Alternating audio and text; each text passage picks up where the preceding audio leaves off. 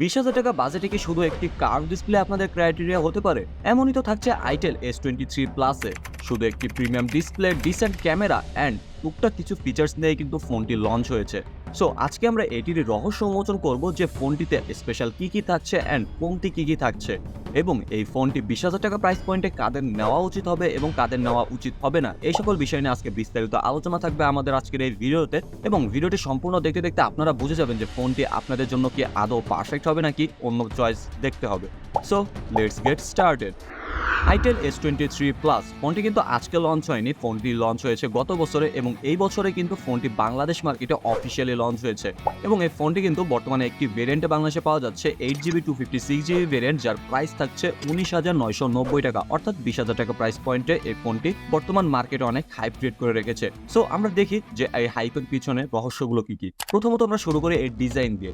ফোনটির ডিজাইনের দিক থেকে অবশ্যই একটি প্রিমিয়াম ক্যাটাগরিতে পড়ে, কেননা ফোনটি যদি আপনারা রিয়েল লাইফে খেয়াল করেন যথেষ্ট প্রিমিয়াম লাগবে। এর ডিজাইনটি বলেন এবং এর ইনহ্যান্ড ফিলটা বলেন, এবং যথেষ্ট সুন্দর একটি কালার কম্বিনেশনের সাথে কিন্তু ফোনটি লঞ্চ হয়েছে এবং যথেষ্ট স্লিম এবং কার্ভ ডিসপ্লের ফোন থাকছে, যার কারণে ডিজাইনের প্রিমিয়ামনেসটাকে একেবারেই টক্কর দিয়ে ফেলে।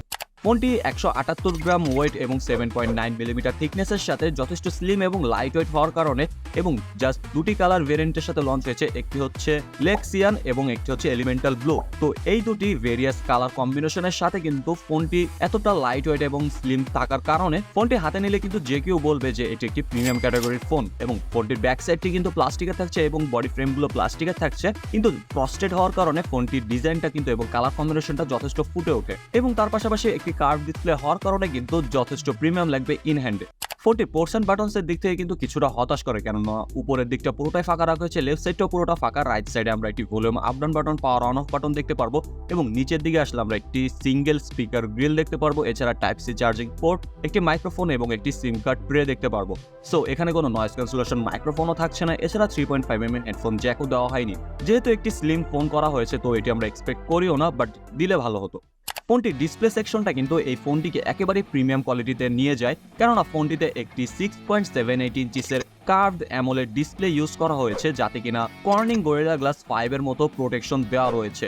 তো এই 20,000 টাকা প্রাইস পয়েন্টে হয়তো এটি প্রথম ফোন যা কিনা আমাদের কার্ভড অ্যামোলেড ডিসপ্লে প্রোভাইড করছে, এবং এতে কিন্তু 93% পর্যন্ত স্ক্রিন টু বডি রেশিও আমরা পেয়ে যাব, যাতে কিনা যথেষ্ট ইমার্সিভ একটি ভিউ আপনারা ডিসপ্লে থেকে পেয়ে যাবেন। এছাড়া ফোনটিতে কিন্তু একটি রেগুলার রিফ্রেশ রেট থাকছে, যা একটি কমতির সাইডও বলা যায়। 60 হার্জের রিফ্রেশ রেট এখানে থাকছে। এছাড়া 240 হার্জের একটি টাচ স্যাম্পলিং রেটও আমরা পেয়ে যাব। এছাড়া DCI P3 একটি কালার ডেমোটো আমরা এখান থেকে দেখতে পারবো। এবং যেহেতু একটি কার্ভড অ্যামোলেড ডিসপ্লে থাকছে, তো এখানে অলওয়েজ অন ডিসপ্লে আমরা দেখতে পারবো। এছাড়া একটি স্মার্ট AOD এর সাপোর্ট থাকছে, অর্থাৎ এই অলওয়েজ অন ডিসপ্লেটিকে স্মার্ট AOD সাপোর্ট এরা বলছে, যেখানে আমরা স্ক্রিন অফ থাকা সত্ত্বেও টাইম, ডেট, এছাড়া incoming calls, SMS and battery লেভেলও পর্যন্ত শো করে থাকে। এবং এর কোয়ালিটি কিন্তু আপনাদের যথেষ্ট মুগ্ধ করবে। এটি যথেষ্ট শার্প এবং ডিটেইলড কিন্তু কন্টেন্ট আপনাদের দিতে পারবে, এবং এর কালার রিপ্রোডাকশন কিন্তু যথেষ্ট ভালো। আপনারা যারা বেশি পরিমাণে মিডিয়া কনজাম্পশন করে থাকেন তাদের জন্য কিন্তু যথেষ্ট প্রিমিয়াম লেভেলের একটি ডিসপ্লে এটি হতে চলেছে। যেহেতু একটি কার্ভ ডিসপ্লে, তো ইমার্সিভ একটি ভিউ পাবেন এবং যথেষ্ট প্রিমিয়ামনেসের সাথে কিন্তু আপনারা কন্টেন্টগুলো দেখতে পারবেন। এবং ইউটিউব প্লাস নেটফ্লিক্সে কিন্তু আপনারা জাস্ট এইচডিতে আপনারা কন্টেন্টগুলো দেখতে পারবেন। 4K সাপোর্ট দেওয়া হয়নি, এছাড়া কোনো HDR সাপোর্ট থাকছে না। এছাড়া 500 নিটসের পিক ব্রাইটনেস এখানে আমরা পেয়ে যাব, যা কিনা ডিরেক্ট সানলাইটে কিছুটা স্ট্রাগল করে, যখন একবারে রোদের আলোটা স্ক্রিনে পড়বে তখন কিছুটা স্ট্রাগল করলেও ইনডোর এবং আউটডোর অন্যান্য কন্ডিশনে কিন্তু একেবারে পারফেক্টলি ওয়ার্ক করছিল। এছাড়া ফোনটিতে আরো একটি ইন্টারেস্টিং পার্ট থাকছে, এটি হচ্ছে ডাইনামিক পপ আপ বার, যেখানে কিনা আমরা ব্যাটারি স্ট্যাটাস দেখতে পারবো, এছাড়া চার্জিং দেখতে পারবো, ইনকামিং কলস, রিমাইন্ডার, এছাড়া আনলক স্ট্যাটাসও পর্যন্ত এখানে আমরা পেয়ে যাব।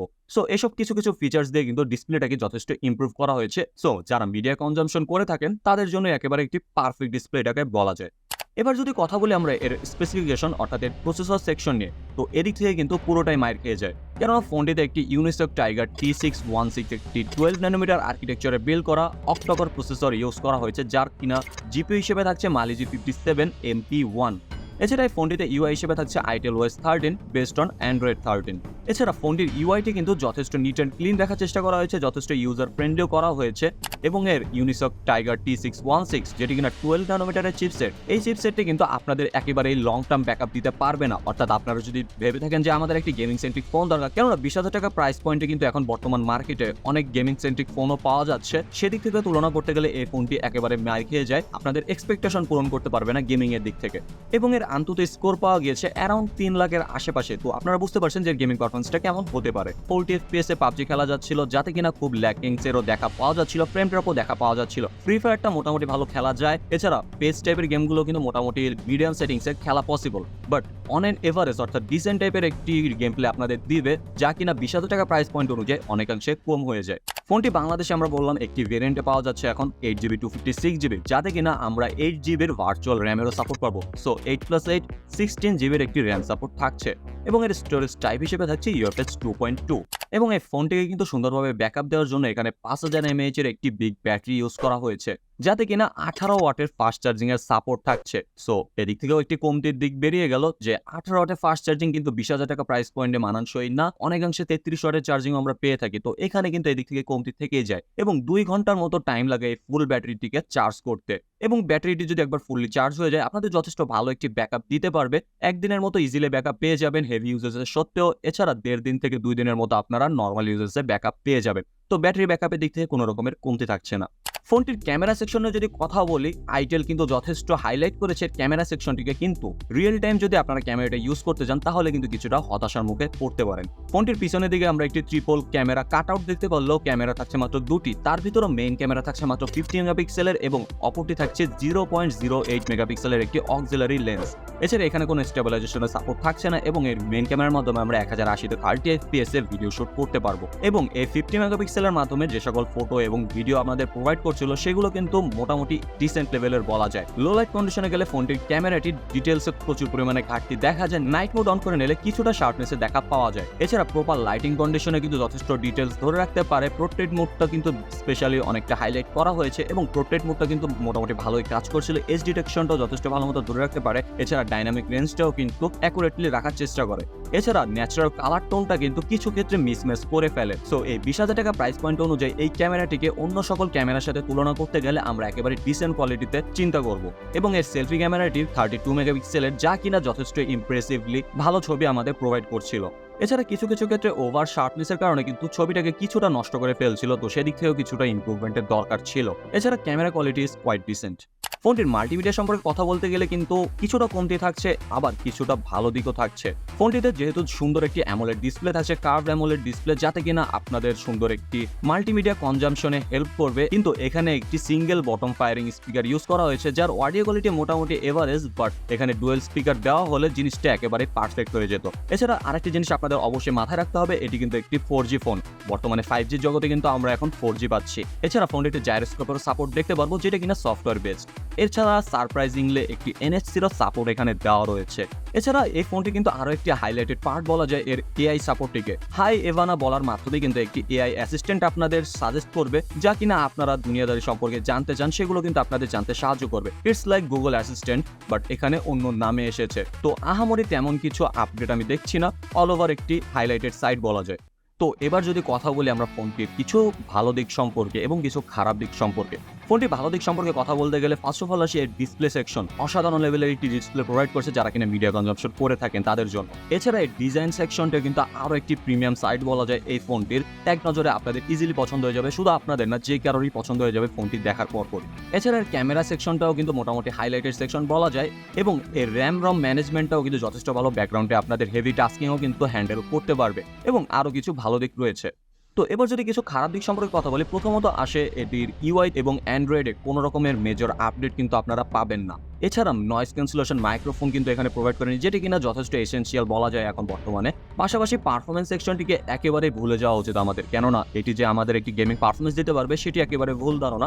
মোটামুটি রেগুলার ইউজার্সের ক্ষেত্রে আপনাদের একটি ব্যাক সাপোর্ট দিতে পারে। এছাড়া ক্যামেরা সেকশনটা এভারেজ কোয়ালিটি আর একটু বেটার হলে কিন্তু মানানসই হয়ে যেত। এছাড়া ফাস্ট চার্জিং এর দিক থেকে কিন্তু আহামরি একটি কমতি রয়ে গিয়েছে, কেননা এখন বর্তমান 20,000 টাকা প্রাইস পয়েন্টে কিন্তু অনেক ফোনই পাওয়া যায় যাতে কিনা হায়ার ফাস্ট চার্জিং সাপোর্ট দেখা যায়, কিন্তু এটাতে কিন্তু সেটি থাকছে না। যদি আপনারা অফিসিয়াল ফোনের দিক থেকে এটিকে যথেষ্ট ভালো একটি প্রায়োরিটি দিতে পারেন, বাট আনঅফিসিয়াল ফোনের দিকে যদি আপনারা খেয়াল করেন এর থেকে অনেক বেটার পারফরমেন্সের ফোন কিন্তু আপনারা পেয়ে যাবেন। সকল দিক থেকে অন এভারেজে কিন্তু ভালো একটি ব্যাকআপ দিতে পারবে এমন ফোনও কিন্তু আপনারা মার্কেটে এখন পেয়ে যাবেন। তারও কিছু লিস্টিং আমাদের ডেসক্রিপশন বক্সে দেওয়া থাকবে যে 20,000 টাকা প্রাইস পয়েন্টে কেমন ফোনগুলো আপনাদের জন্য পারফেক্ট হতে পারে, সেগুলো কিন্তু আপনারা চেক আউট করে নিতে পারেন। এবং যেহেতু একটি অফিসিয়াল ফোন থাকছে, 36 মাসের একটি গ্যারান্টি থাকছে এবং 180 দিনের কিন্তু একটি স্ক্রিন রিপ্লেসমেন্ট গ্যারান্টিও থাকছে, তো এদিক থেকে কিন্তু অনেকটা অ্যাডভান্টেজও থাকবে আপনাদের জন্য। তো ফোনটি কাদের জন্য নেওয়া উচিত? তো আপনারা যদি একটি পারফরমেন্স সেন্ট্রিক ফোন খুঁজে থাকেন বা আপনাদের যদি একটি ভালো সলো একটি ক্যামেরা দরকার হয়ে থাকে 20,000 টাকা প্রাইস পয়েন্টে, তাহলে কিন্তু আপনারা ফোনটি একেবারেই সিলেক্ট করবেন না। এবং আপনারা যদি চেয়ে থাকেন যে আমাদের একটি মিডিয়া কনজাম্পশনের জন্য একটি ফোন দরকার, যে আমরা প্রচুর পরিমাণে মুভি-টুভি দেখে থাকি, ইউটিউব স্ক্রলিং করি এবং রেগুলার মাল্টিটাস্কিং করে থাকি, তো সেই ক্ষেত্রে আপনারা এই ফোনটি চুজ করতে পারেন। তারপরে একটি দিক মাথায় রাখতে হবে, ফোনটি কিন্তু 60 হার্টজের। তো মাল্টিটাস্কিং এর দিক থেকে কিন্তু একেবারে প্রপার স্মুথনেসের দেখা কিন্তু আপনারা পাবেন না। এবং এই ফোনটি কিন্তু একেবারে পারফেক্ট হবে তাদের জন্য যারা কিনা শপে গিয়ে হাতে ধরে একটি ফোন কিনে থাকেন, তাদের জন্য কিন্তু এই ফোনটি একেবারে পারফেক্ট। যে ফোনটির ডিজাইনটি আপনাদের যথেষ্ট অ্যাট্রাক্ট করবে, তার পাশাপাশি 20,000 টাকা আপনারা অ্যামোলেড ডিসপ্লে পাচ্ছেন, এই জিনিসটা কতটা এক্সাইটেড, তার পাশাপাশি ভালো একটি মিডিয়া কনজাম্পশনের ক্ষেত্রে আপনাদের হেল্প করবে। এছাড়া টুকটাক গেম প্লেও তো আপনারা পাচ্ছেন এবং ক্যামেরাটাও মোটামুটি ভালো লেভেলের। তো এদিক থেকে কিন্তু আপনাদের যথেষ্ট অ্যাট্রাক্ট করবে ফোনটি কেনার জন্য। তো অফলাইন মার্কেটে এই ফোনটির যথেষ্ট হাইপ ক্রিয়েট করা পসিবল, বাট অনলাইন মার্কেটে যারা কিনা দেখে শুনে ফোনটি কিনতে যাচ্ছেন 20,000 টাকা প্রাইস পয়েন্ট অনুযায়ী, তাদের ক্ষেত্রে কিন্তু এটি একটি স্কিপ পয়েন্ট হতে পারে। এবং এই ফোনটি সম্পর্কে আপনাদের বিস্তারিত মতামত কি তা কিন্তু অবশ্যই আমাদের কমেন্ট সেকশনে জানিয়ে দেবেন, যাতে অন্যান্যরা কমেন্ট সেকশন দেখলে বুঝতে পারে যে এই ফোনটি আসলে কেমন হবে তাদের জন্য। এবং ভিডিওটি যদি আপনাদের কাছে ইনফরমেটিভ লেগে থাকে এবং ভালো লেগে থাকে, অবশ্যই কিন্তু একটি লাইক করে দিতে ভুলবেন না এবং চ্যানেলটি সাবস্ক্রাইব করে রাখবেন এমন সকল ভিডিও পেতে। ততক্ষণ পর্যন্ত খোদা হাফেজ।